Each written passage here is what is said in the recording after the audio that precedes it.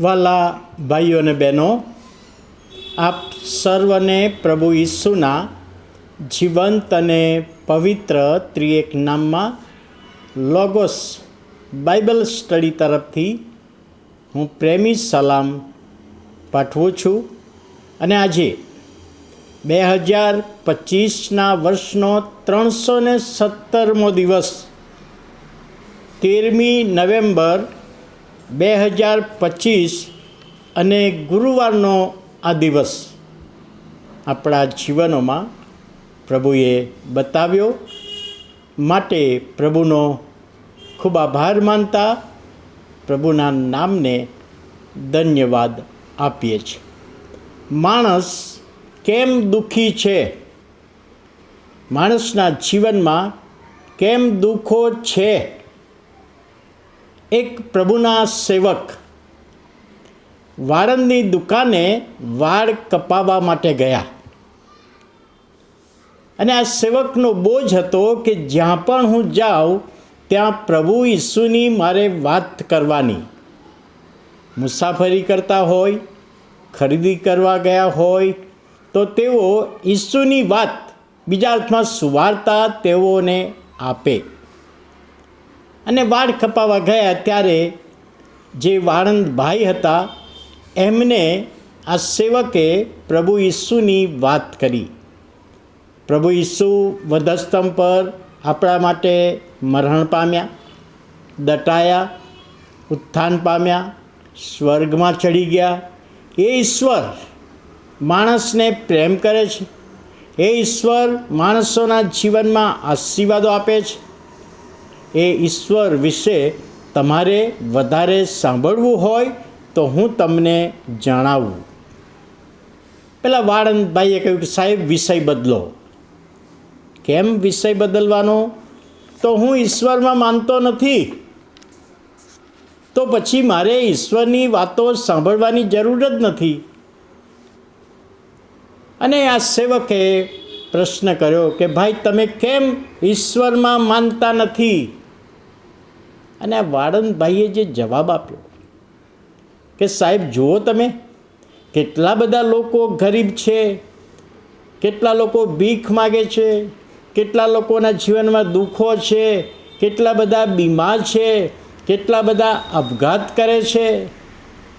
જો ઈશ્વર હોય તો આ બધું બંધ ના થઈ જાય. ઈશ્વર નથી માટે આ બધું ચાલ્યા કરે છે અને માટે હું ઈશ્વરમાં માનતો નથી. અને આ સેવકે બહુ દલીલ ના કરી, પોતાનું કામ પતાવ્યું, પૈસા આપ્યા અને ત્યાંથી નીકળી ગયા. 10 મિનિટ પછી આ સેવક આ વાળંદની દુકાનમાં પાછા આવ્યા.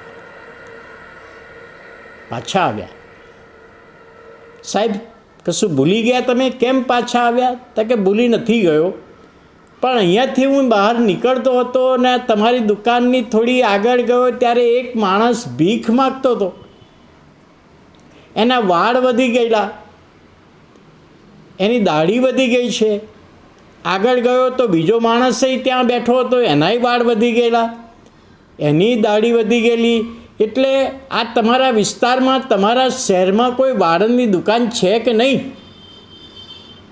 અને વાળંદભાઈ કે સાહેબ દુકાન તો મારી છે જ ને, તમે વાળ કપાવ્યા નહીં હમણાં? તો એના વાળ વધી ગયા છે. તો વાળંદ કે છે એમાં હું શું કરું સાહેબ? એ મારી દુકાનમાં આવે તો એના વાળ હું કાપું ને. અને સેવકે કહ્યું કે સાચી વાત, એ તમારી દુકાનમાં આવે તો તમે એના વાળ કાપો તો વ્યક્તિ બીમાર છે, વ્યક્તિ મુશ્કેલીમાં છે, વ્યક્તિ તકલીફમાં છે, ઈસુની પાસે જાય તો દૂર થાય ને. તો ઈસુની પાસે તો આવતા નથી. ઈસુ તો છે, ઈશ્વર છે, પણ ઈશ્વરની પાસે આવવું નથી. અને વાળંદભાઈ સમજી ગયા, સાહેબ હું સ્વીકારું છું, હવે હું માનું છું કે આ પૃથ્વી પર ઈશ્વર છે. આ ઈશ્વરનું અસ્તિત્વ છે. અત્યાર સુધી હું માનતો હતો કે ઈશ્વરનું અસ્તિત્વ નથી.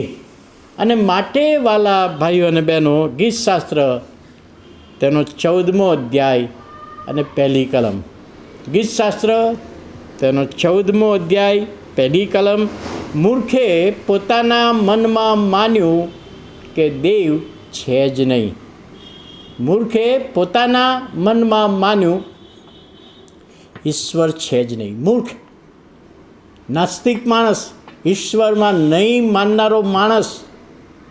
પણ જ્યારે પ્રભુના સેવકે સમજ આપી ત્યારે એ વ્યક્તિએ પ્રભુ ઈસુને સ્વીકાર્યા. હવે ઈશ્વર છે એવું હું માનું છું. અને વાલા ભાઈઓ અને બહેનો, એ ઈશ્વર જેની આગળ આપણે આવ્યા છીએ, જેને આપણે સ્વીકાર્યા છે, એ આપણા જીવનોમાં આશીર્વાદો આપે છે. આવો આપણે પ્રભુનો આભાર માનતા પ્રભુના હાથોમાં સોંપાઈએ, પ્રાર્થના કરીએ.